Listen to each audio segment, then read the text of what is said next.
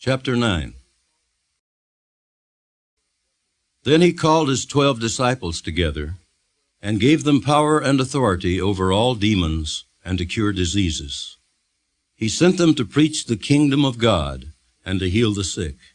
And he said to them, Take nothing for the journey, neither staffs, nor bag, nor bread, nor money, and do not have 2 tunics apiece. Whatever house you enter, stay there, and from there depart. And whoever will not receive you, when you go out of that city, shake off the very dust from your feet as a testimony against them. So they departed and went through the towns, preaching the gospel and healing everywhere. Now Herod the Tetrarch heard of all that was done by him, and he was perplexed, because it was said by some that John had risen from the dead, and by some that Elijah had appeared, and by others that one of the old prophets had risen again. Herod said, John I have beheaded, but who is this of whom I hear such things?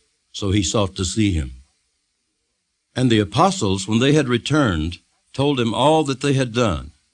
Then he took them and went aside privately into a deserted place belonging to the city called Bethsaida. But when the multitudes knew it, they followed him, and he received them and spoke to them about the kingdom of God, and healed those who had need of healing.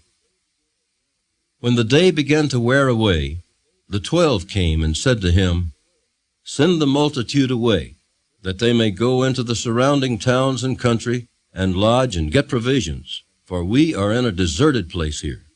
But he said to them, You give them something to eat. And they said, We have no more than 5 loaves and 2 fish, unless we go and buy food for all these people. For there were about 5,000 men. Then he said to his disciples, Make them sit down in groups of 50. And they did so, and made them all sit down. Then he took the 5 loaves and the 2 fish, and looking up to heaven, he blessed and broke them, and gave them to the disciples to set before the multitude. So they all ate and were filled, and 12 baskets of the leftover fragments were taken up by them. And it happened, as he was alone praying, that his disciples joined him, and he asked them, saying, Who do the crowds say that I am? So they answered and said, John the Baptist, but some say Elijah, and others say that one of the old prophets is risen again. He said to them, But who do you say that I am? Peter answered and said, The Christ of God. And he strictly warned and commanded them to tell this to no one, saying, The Son of Man must suffer many things, and be rejected by the elders and chief priests and scribes, and be killed, and be raised the 3rd day. Then he said to them all, If anyone desires to come after me, let him deny himself, and take up his cross daily, and follow me. For whoever desires to save his life will lose it, but whoever loses his life for my sake will save it. For what profit is it to a man if he gains the whole world, and is himself destroyed or lost? For whoever is ashamed of me and my words, of him the Son of Man will be ashamed when he comes in his own glory, and in his Father's, and of the holy angels. But I tell you truly, there are some standing here who shall not taste death till they see the kingdom of God. Now it came to pass about 8 days after these sayings, that he took Peter, John, and James, and went up on the mountain to pray. As he prayed, the appearance of his face was altered, and his robe became white and glistening. And behold, 2 men talked with him, who were Moses and Elijah, who appeared in glory and spoke of his decease, which he was about to accomplish at Jerusalem. But Peter and those with him were heavy with sleep, and when they were fully awake, they saw his glory, and the 2 men who stood with him. Then it happened, as they were parting from him, that Peter said to Jesus, Master, it is good for us to be here, and let us make 3 tabernacles, one for you, one for Moses, and one for Elijah. not knowing what he said.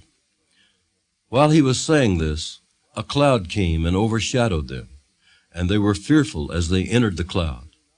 And a voice came out of the cloud saying, "This is my beloved Son. Hear him." When the voice had ceased, Jesus was found alone.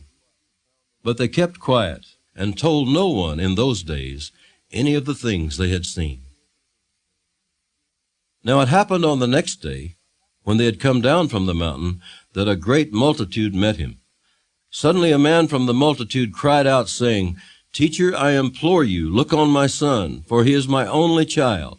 And behold, a spirit seizes him, and he suddenly cries out. It convulses him so that he foams at the mouth, and it departs from him with great difficulty, bruising him. So I implored your disciples to cast it out, but they could not." Then Jesus answered and said, "O faithless and perverse generation, how long shall I be with you and bear with you? Bring your son here." And as he was still coming, the demon threw him down and convulsed him.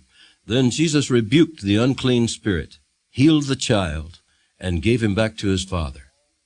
And they were all amazed at the majesty of God. But while everyone marveled at all the things which Jesus did, he said to his disciples, "Let these words sink down into your ears, for the Son of Man is about to be betrayed into the hands of men." But they did not understand this saying, and it was hidden from them, so that they did not perceive it, and they were afraid to ask him about this saying. Then a dispute arose among them as to which of them would be greatest. And Jesus, perceiving the thought of their heart, took a little child and set him by him, and said to them, "Whoever receives this little child in my name receives me, and whoever receives me receives him who sent me. For he who is least among you all will be great." Now John answered and said, "Master, we saw someone casting out demons in your name, and we forbade him because he does not follow with us." But Jesus said to him, "Do not forbid him, for he who is not against us is on our side." Now it came to pass, when the time had come for him to be received up, that he steadfastly set his face to go to Jerusalem, and sent messengers before his face.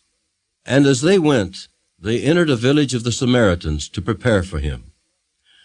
But they did not receive him, because his face was set for the journey to Jerusalem. And when his disciples, James and John, saw this, they said, "Lord, do you want us to command fire to come down from heaven and consume them, just as Elijah did?" But he turned and rebuked them and said, "You do not know what manner of spirit you are of. For the Son of Man did not come to destroy men's lives, but to save them." And they went to another village. Now it happened as they journeyed on the road that someone said to him, "Lord, I will follow you wherever you go." And Jesus said to him, "Foxes have holes, and birds of the air have nests, but the Son of Man has nowhere to lay his head." Then he said to another, "Follow me." But he said, "Lord, let me first go and bury my father." Jesus said to him, "Let the dead bury their own dead, but you go and preach the kingdom of God." And another also said, "Lord, I will follow you, but let me first go and bid them farewell who are at my house." But Jesus said to him, "No one, having put his hand to the plow and looking back, is fit for the kingdom of God."